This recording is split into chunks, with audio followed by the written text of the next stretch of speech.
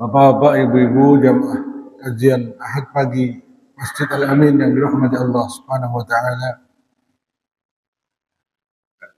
Marilah kita senantiasa memanjatkan puji dan syukur kehadirat Allah Subhanahu wa taala yang telah melimpahkan banyak sekali nikmat kepada kita. Salawat dan salam semoga senantiasa tercurahkan kepada junjungan kita, teladan kita Nabiullah Muhammad sallallahu alaihi wasallam, para istri-istri beliau, keluarga beliau, sahabat-sahabat beliau, dan para pengikut beliau sampai hari kiamat. Tema kajian pagi hari ini, kami Muslim dan kami bangga. Ada beberapa hal yang membuat saya memilih tema ini. Yang pertama, semakin mendekati tahun 2024, itu akan diangkat terus anti politik identitas. Itu sebenarnya anti politik Islam. Jadi yang sedang dimusuhi itu bukan identitas apa, identitas Islam. Jadi bangsa ini mayoritas Muslim tapi anti politik yang membawa-bawa nama Islam. Sekarang mulai dihembuskan itu. Itu hanya mengulang-ulang seperti yang pernah saya sampaikan. Itu lokal. Nah, internasionalnya kita tahu bagaimana sekarang ada gelaran Piala Dunia. Ya. Qatar sebagai sebuah negara yang menerapkan syariat Islam walaupun tidak 100%, melarang segala sesuatu yang berbau LGBT. Ya. Bendera pelangi, semua simbol pelangi itu simbol orang-orang ini LGBT ya, dilarang. Apa yang terjadi? Dunia protes, macam-macam. Itu baru satu syariat Islam. Ya, mereka bangga menerapkannya, itu orang-orang kafir sudah marah. Nah, maka kita sebagai seorang Muslim harus memahami, kenapa sih kok kita ini harus bangga dengan Islam? Ya. Apakah ada perintah untuk, ini loh, kami ini Muslim, lihat nih. Nah, yang ketiga, ini saya jadi ingat ketika muktamaran, baru beberapa hari yang lalu muktamar Muhammadiyah ya. Muktamar Muhammadiyah di Sulawesi, itu salah satu kesimpulan muktamar adalah di mata Muhammadiyah, negara Indonesia adalah Darul Ahdi Wasyahadah. Bukan negara kafir, bukan negara Islam, tapi Darul Ahdi Wasyahadah, negara tempat kita berjanji dan bersaksi. Berjanji kepada Allah untuk berbakti kepadanya di negeri ini dan untuk bersaksi. Nah, inilah, saksikan bahwa kami Muslim. Ayatnya ini. Isyhadu bi anna muslimun. Negeri ini tempat kita menjadi saksi indahnya Islam. Saksi bahwa negeri ini akan diberkahi oleh Allah jika Islam ditegakkan di negeri ini. Nah, itu luar biasa. Jadi betul-betul ingin menerapkan Islam tetapi dengan cara yang sangat bijaksana. Qul ya ahlal kitab, katakanlah wahai ahli kitab. Orang kafir itu ada dua macam. Yang pertama ahli kitab, yang kedua apa? Musyrikin. Sebagaimana dalam surat Al-Bayyinah, innal ladzina kafaru min ahlil kitabi wal musyrikina fi nari jahannam khalidina fiha ulaika hum syarrul bariyah. Ini tak terjemahkan dengan tanpa tedeng-aling-aling, direkam mungkin pada marah. Ya. Sesungguhnya orang-orang kafir dari golongan ahli kitab, Yahudi dan Nasrani, wal musyrikin dan orang-orang musyrik, fi nari jahannama, tempatnya di neraka, khalidina fiha, mereka kekal dalamnya, ulaika, mereka itu, hum, yaitu mereka, syarrul bariyah, seburuk-buruk makhluk. Yang ngendika Gusti Allah, seburuk-buruk makhluk. Lah kok sekarang ada orang bilang ya semua agama sama di hadapan Allah. Sing kondo sapa?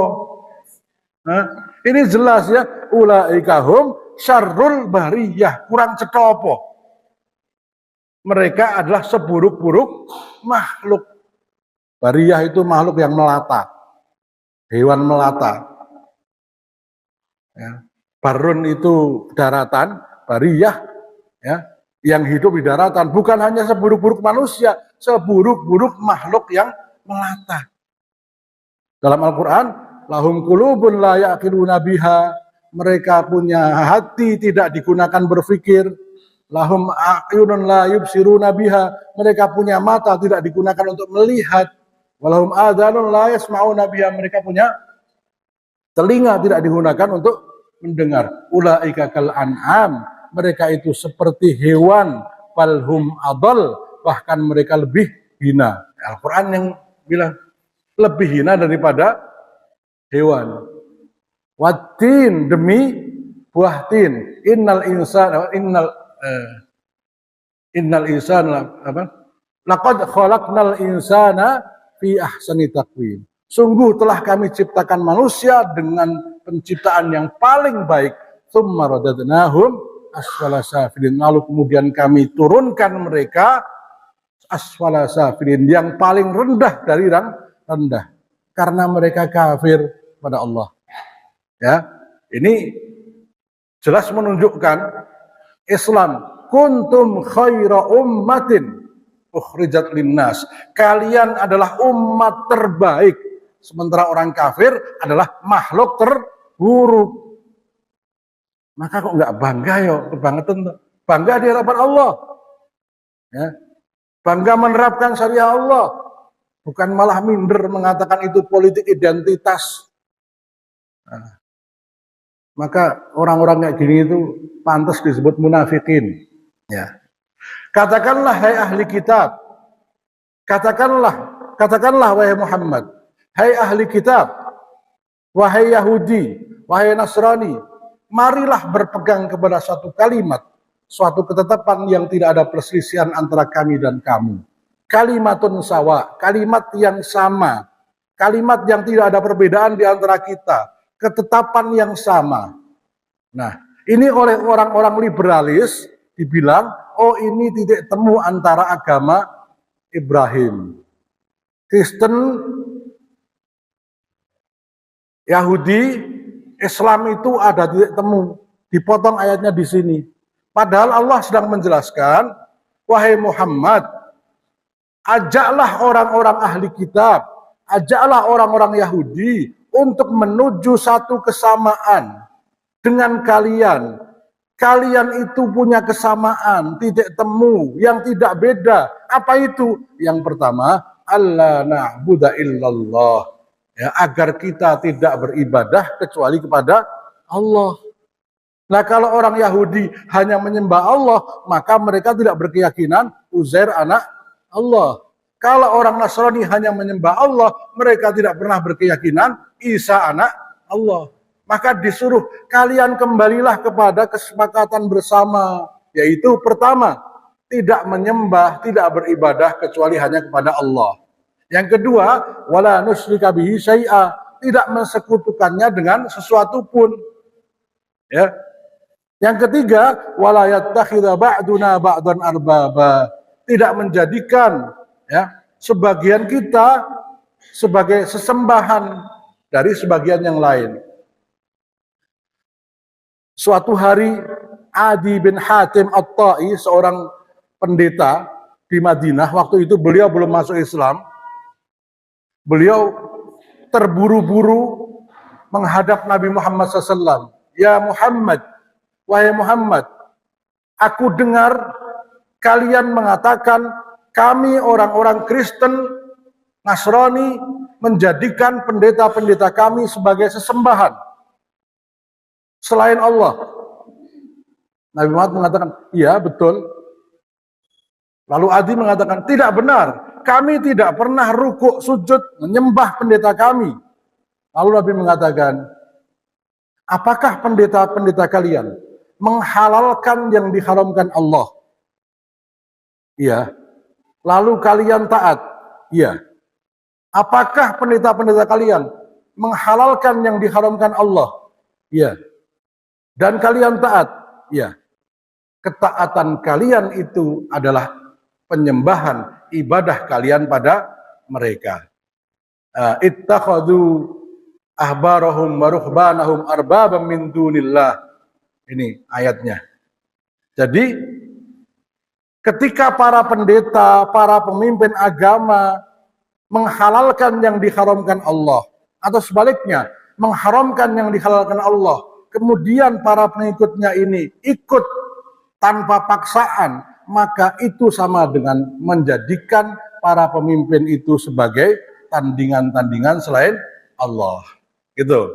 Maka kalau tiga ini tidak menyembah kecuali Allah, tidak mensekutukan dengan sesuatu pun, tidak menjadikan para pemimpin itu sebagai sesembahan, kita hanya taat pada Allah, kepada para pemimpin. Kalau bertentangan dengan syariat Allah kita tidak mau taat, maka itulah titik temu. Ya. Tahun 90-an saya ingat sekali Nurholis Majid itu mengatakan ayat ini sebagai titik temu antar agama-agama. Dia potong sampai ila kalimatin sawa. Sampai hari ini dikatakan kalimatin sawa, kalimat titik temu. Ya. Bapak Ibu yang dirahmati Allah SWT, maka saya sampaikan kajian ini untuk menanamkan kebanggaan. Mengapa kita bangga sebagai Muslim? Ya. Jangan sampai malah bilang agama Islam itu agama pendatang. Ini mules sih uang itu. Akian probiotik. Petengnya mules malah semumet sirai. Islam agama pendatang. Ini bumi milik siapa? Ya. Oh, bumi milik Allah kok agamanya dibilang pendatang. Nah kalau menterinya aja kayak begitu, bagaimana di bawahnya? Orang ini yang selalu bilang moderasi, moderasi. Artinya jangan fanatik. Oh beragama kok nggak fanatik loh. Sing bener sopo, bener kabeh musyrik. Kalau bener kabeh berarti nyembah Allah bener, nyembah selain Allah juga bener. Nah nanti saya jelaskan betapa Islam itu luar biasa. Lengkap semuanya. Agama lain itu baru dipondasi siapa Tuhanmu wes gugur kabeh. Mosok Gusti Allah kok ketok. Sing pertama gambar sopo? Sadurunge ana sing gambar jur Gusti Allah nang ndi kan gitu. Coba bayangkan Gusti Allah. Gusti Allah itu kan dewa nih. Nek cara agama lain. Mosok dewane ndase gajah. Tangani pirang-pirang, coba ini bayangke ya, wahai dewa Ganesha, Gusti Allah wujud sapi, bar nyembelih Gusti Allah. Ya itu kan sudah dari situ sudah sangat lemah sekali. Masa Tuhan kok disembelih? Anjur nyembah napa sampean sakniki? Nah, Tuhan kok dikandung. Nah ibune kan nyembah apa? Apakah ketika dia di kandungan itu dia jadi Tuhan? Atau setelah lahir? Kok kaya pangkat wae, mundak pangkat ya. Nanti kalau kemudian meninggal, apakah anaknya kemudian jadi Tuhan turun-temurun?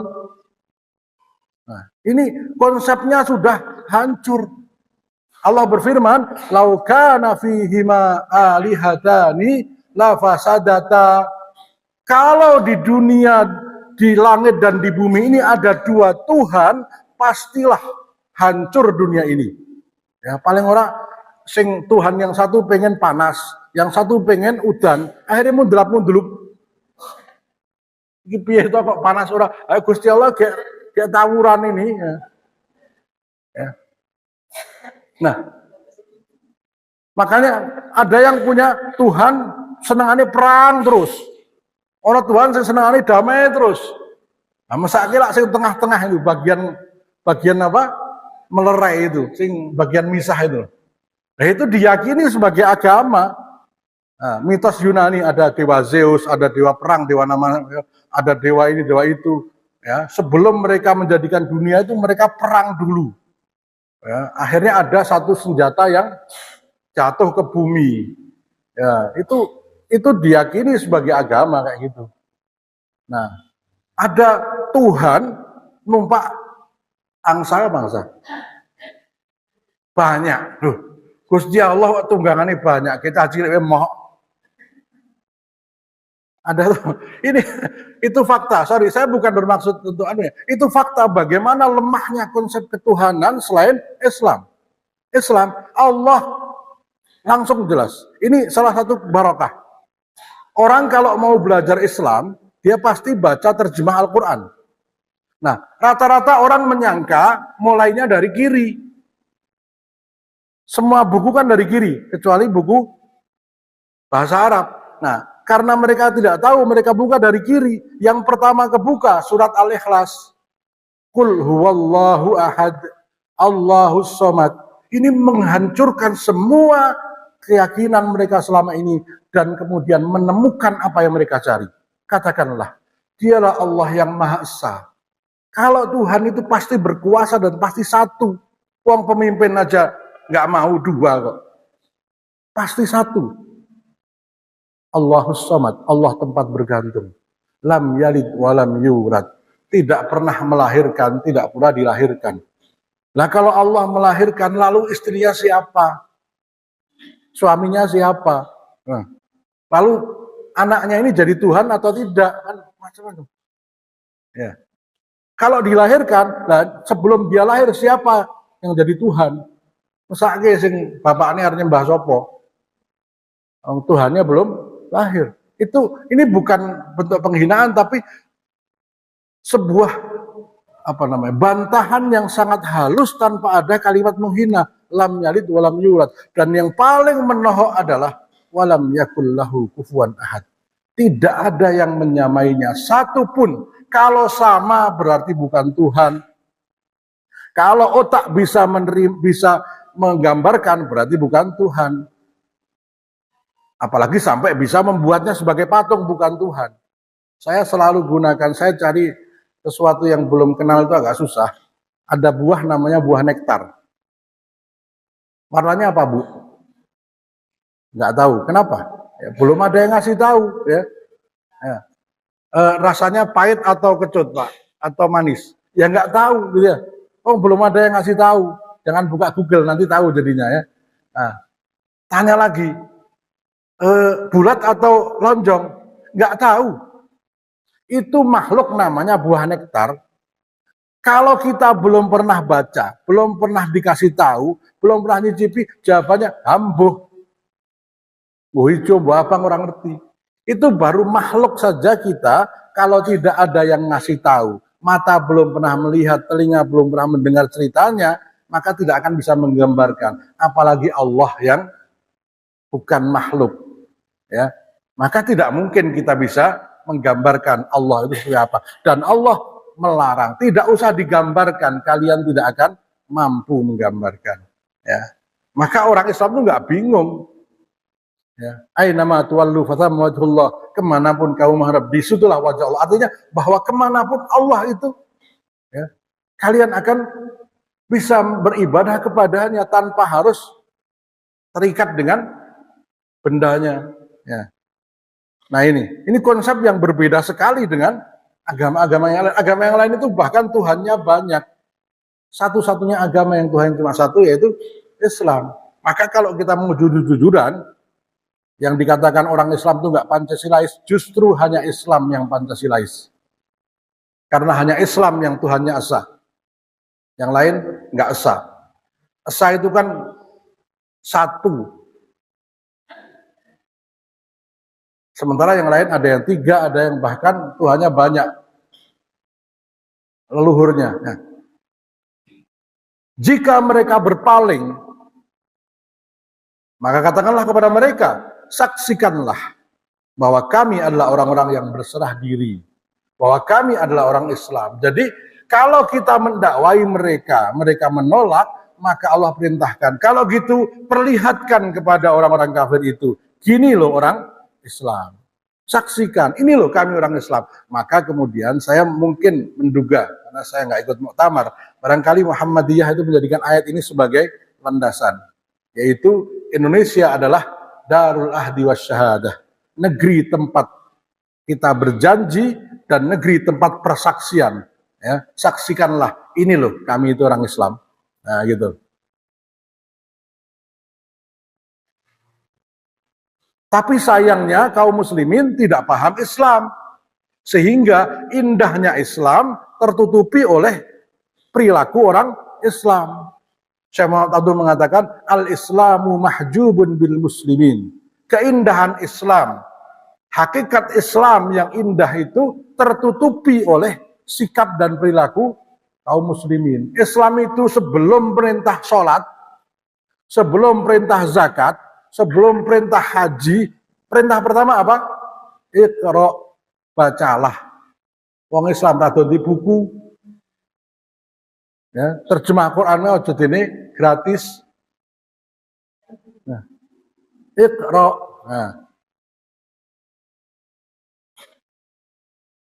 Bismi rabbikal ladzi khalaq.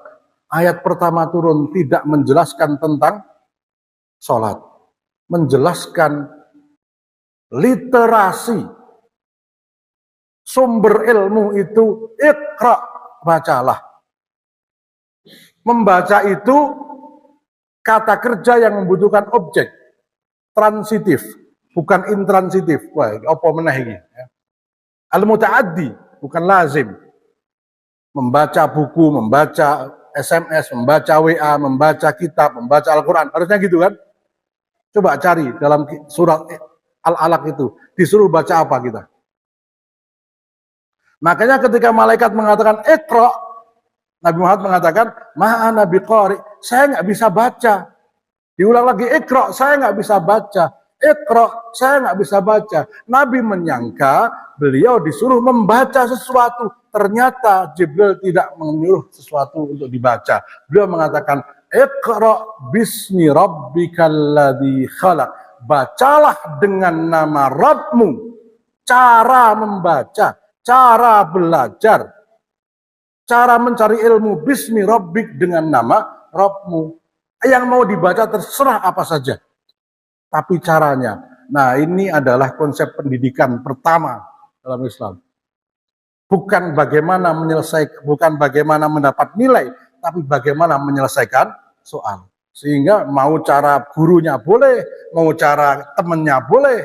Nah, cara untuk membaca keadaan, membaca suasana, menelaah.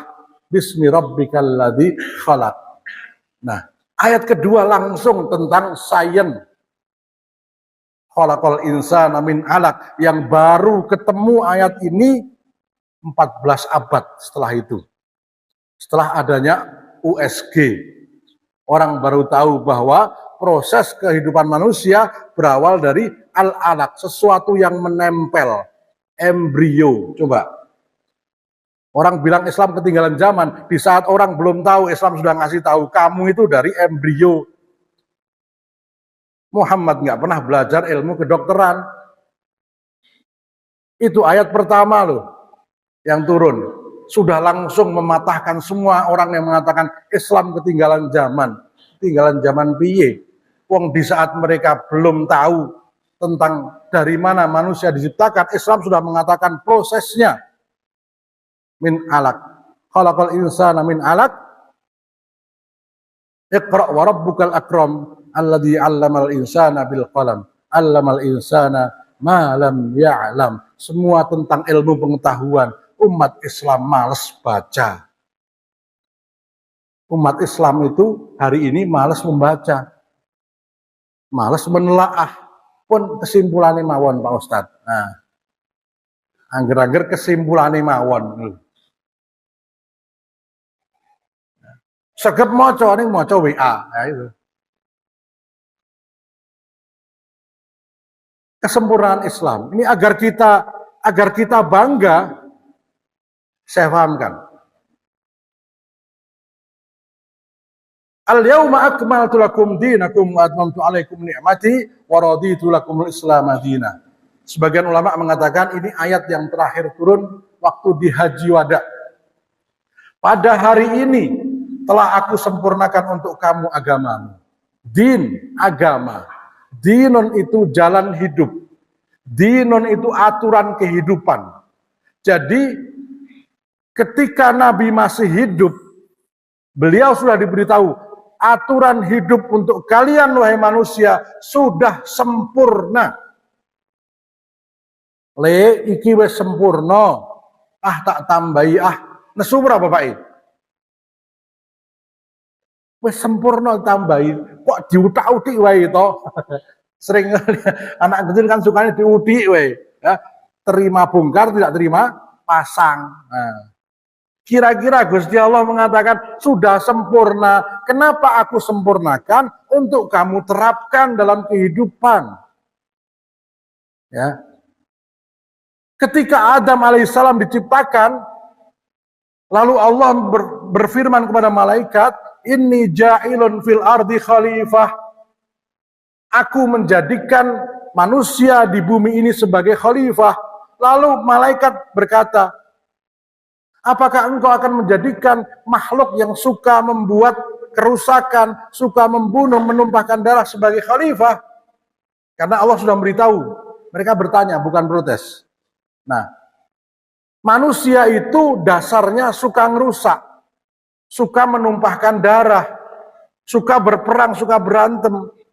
Kok kemudian mau dijadikan mengatur bumi? Malaikat bertanya, bagaimana kok malah manusia yang sementara kami ini selalu taat, selalu sujud? Nah, karena Allah sudah siapkan agama untuk mengatur itu. Jadi tujuan syariat Islam adalah agar manusia yang diamanai bumi ini menerapkannya dalam kehidupan, lalu menjadilah mereka orang-orang yang sempurna, khaira ummah. Jadi diturunkannya Al-Quran itu agar diterapkan dalam kehidupan, bukan dianggap sebagai politik identitas. Orang yang ingin memisahkan agama dari kehidupan berbangsa dan bernegara, ini orang munafik, walaupun pangkatnya jenderal. Contohnya sudah ada, matinya, sakratul mautnya berbulan-bulan, ditolak bumi. Namanya Mustafa Kemal Pasha. Mau pada ngikut silahkan. Ya. Sekularisme, Fasluddin Anil Hayah Al-Ilmaniyah, memisahkan agama dari kehidupan bernegara dan berbangsa. Ini seburuk-buruk kemusyrikan. Ya. Wong Allah turunkan agama untuk mengatur kehidupan, kok malah ditolak. Nah, agama urusan pribadi, negara urusan, lah sampean ini urip nang bumine sapa? Ya. Nah, kalau saya dikatakan panjenengan orang Indonesia kok memaksakan untuk menerapkan syariat Islam, jangan tinggal di Indonesia. Setuju saya. Saya setuju sekali, saya orang pertama yang akan setuju. Wong Indonesia kok pengennya syariat Islam, ojo nang Indonesia. Nggih, manut. Mangke nek kula badhe pindah teng Malaysia, saya mau tanya, Pak, yang menurunkan hujan siapa, Pak? Kalau Bapak bilang bukan Allah, kafir Bapak. Ya. Yang menumbuhkan padi, tanaman semua, siapa Pak? Kalau bukan Allah, Anda kafir. Yang menciptakan bumi siapa Pak? Kalau Bapak katakan bukan Allah, panjenengan ateis. Saya tinggal di Indonesia, jenengan usir karena pengen menerapkan syariat Islam, ya. Saya tak tinggal di Malaysia, banyak teman saya di sana. Di Australia banyak teman saya. Lah sampeyan urip nang bumine Gusti Allah, ora gelem syariat Allah, sana cari bumi yang lain yang bukan ciptaan Allah. Menang sinten? Nah, sana tinggal di bumi yang bukan ciptaan Allah. Wong ini buminya Allah kok dilarang syariat Allah. Wis kono golek dhewe. Kapan le mangkat bareng? Tak sangoni sisan. Wong akhirat pun juga milik Allah. Lah sama arep mlayu nang ndi? Nah. Jadi ini Masya Allah, nanti tahun 2024 itu, kalau sampai kemudian umat Islam itu tidak mendukung yang berpihak pada Islam, ya sudah. Ini makanya politik identitas itu adalah sekularisme. Memisahkan orang yang anti politik identitas adalah orang yang tidak ingin Islam berkiprah dalam kehidupan berbangsa dan bernegara. Padahal sila pertama ketuhanan yang Maha Esa. Nah, ya, ini telah aku cukupkan kepadamu nikmatku. Jadi agama itu setelah sempurna, maka nikmat akan sempurna. Kesempurnaan nikmat itu diawali dengan sempurnanya din ini. Jangankan kok agama semuanya disempurnakan, sholat saja dijaga, seluruh kehidupan akan jadi nikmat. Ya. Dan aku ridhoi Islam sebagai agama bagimu. Ini pernyataan bahwa Islam sudah sempurna. Kenapa dinyatakan sempurna? Agar diterapkan di bumi yang Allah ciptakan. Jadi ada handphone, ada petunjuk penggunaan. Ya. Berulang-ulang kali saya sampaikan. Ya. Ono wong senengane nek tuku handphone Samsung. AC Samsung, kipas angin Samsung, TV Samsung, segala macam Samsung. Mbok Polytron toh moh. Mbok ini moh, pokoknya kudu Samsung. Nah, pas dibuka, loh, kok buku petunjuknya Samsung? Moh nek Samsung buku petunjuknya. Lupa, nek handphone Samsung, buku petunjuknya juga Samsung. Itu sama dengan orang yang mau tinggal di bumi Allah, tapi tidak mau buku petunjuknya Al-Quran. Ini bumi yang menciptakan Allah. Kok mau buku petunjuknya ciptaan selain Allah, ciptaan manusia? Rusak. Lawit tabal haqqu ahwa'ahum lafasadis sama wal ardu wa ma fihin. Kalau al-haq, kalau kebenaran ini dipaksa mengikuti hawa nafsu mereka, niscaya langit dan bumi dan seluruh isinya akan hancur berantakan. Jadi kalau negara ini dipaksa anti syariat Islam, pasti hancur, pasti. Ya, tinggal tunggu saatnya saja. Nah, maka bagaimana akan bangga kalau tidak paham kesempurnaan Islam? Maka pagi hari ini akan saya jelaskan. Dan ingatlah, akan hari ketika kami bangkitkan pada tiap-tiap umat seorang saksi atas mereka. Jadi nabi-nabi itu jadi saksi. Dan kami datangkan kamu Muhammad sebagai saksi atas seluruh umat manusia. Ya. Dan kami turunkan kepadamu Alkitab. Ini ayat ini untuk membantah orang-orang yang mengatakan Al-Quran ketinggalan zaman. Al-Quran perlu direvisi, perlu diajarkan penafsiran lagi. Ya orangnya sama itu juga. Yang kebanyakan probiotik itu. Ya, adiknya begitu, kakaknya bilang Islam Arab itu Islam abal-abal. Islam Nusantara ada Islam sejati. Silakan dicari. Islam Arab, Islam abal-abal. Itu yang ngomong kakaknya Pak Menteri, Gus Menteri ini. Kakaknya ngomong kayak gitu, adik iparnya bilang, semua agama sama di mata Tuhan. Namanya Ulil Absor Abdallah. Coba bayangkan, itu putra-putra Kiai Al-Gawagis, Porogus. Ya. Jamak dari Gus ya, itu para Gus kabeh itu putra kiai. Masya Allah. Ya. Dan kami turunkan kepadamu Alkitab, Al-Quran untuk menjelaskan segala sesuatu, menjelaskan segala sesuatu dari yang paling kecil. Loh, kok nggak ada tentang sholat, nggak komplit? Nah, apabila tidak kamu dapatkan dalam Al-Quran, akan dijelaskan dalam hadis. Tidak ada dalam hadis, akan dijelaskan dalam penjelasan para ulama. al ulama warasatul anbiya. Ada ayat fas'alu ahla dzikri in kuntum la ta'lamun. Tanyakanlah kepada orang yang faham tentang Al-Qur'an, tentang al-hadis jika kalian tidak tahu. Ada ayat was-samaa'a banainaha bi'aidin wa inna lamusi'un. Dan langit kami bangun, kami tinggikan dengan tangan-tangan kami. Dan kami yang meluaskannya. Itu baru terjawab ketika ditemukan teleskop Hubble. Ternyata jagat raya ini tidak diam, dia terus mengembang. Itu ayatnya surat Al-Dhariyat 14 abad yang lalu, dan kamilah yang membuatnya meluas. Coba.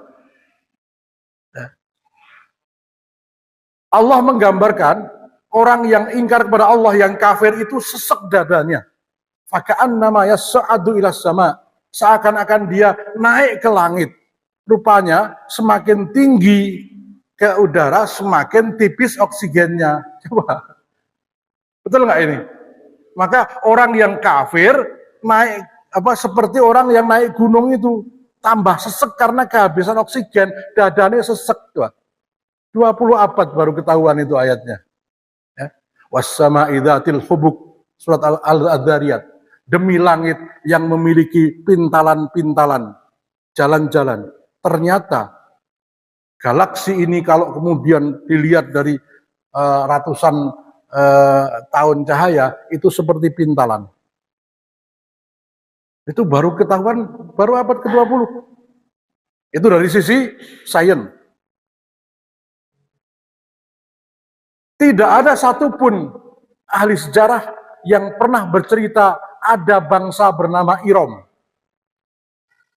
Kalau bangsa Babilonia ada, bangsa Mesopotamia ada, bangsa macam-macam ada. Tapi Iram Adzatil Imad, bangsa Iram yang punya bangunan tinggi-tinggi tonggaknya itu, tidak ada satupun yang menyebut. Itu baru ditemukan tahun 1998, disebut The Atlantic of Desert. Karena pakai satelit dari NASA. Ternyata Iram ada di tengah padang pasir Yaman. Coba. Baru ketemu 2000 tahun, 14 abad setelah ayat itu turun. Nah, Nabi Muhammad yang ngasih tahu siapa, wong belum pernah ke Yaman. Ya. Ada ayat yang sangat terkenal dalam surat Ar-Rahman. Marajal bahraini yaltaqiyani bainahuma barzakhun la yabghiyan. Ada dua arus air, arus laut, ya, yang tidak bisa menyatu. Ya. Rupanya ada itu. Bahkan, ya, kalian sangka gunung itu diam, padahal dia berjalan seperti jalannya awan. Itu teori itu baru ditemukan tahun abad 2000, abad 20. Gunung berwarna ada dalam Al-Quran. Kami jadikan gunung itu berwarna-warni di Cina dan Peru. Baru ketahuan abad 20. Kok dibilang Islam ketinggalan zaman? Zamannya mbahmu. Islam itu akan sesuai dengan waktu dan zaman. Sesungguhnya agama yang diridhai oleh sisi Allah hanyalah Islam. Yang lain tidak. Yang lain tertolak. Kalau memaksakan diri menggunakan agama itu, ulaika hum syarrul bariyah. Bagaimana bisa sama di hadapan Allah? Sedangkan Allah mengatakan, laqad kafaral ladzina qalu innallaha tsalitsu tsalatsah. Sungguh telah kafir orang yang mengatakan Allah itu satu di antara tiga. Nah, kafir itu seburuk-buruk manusia. Kok sama, jangan mau disamakan. Nah,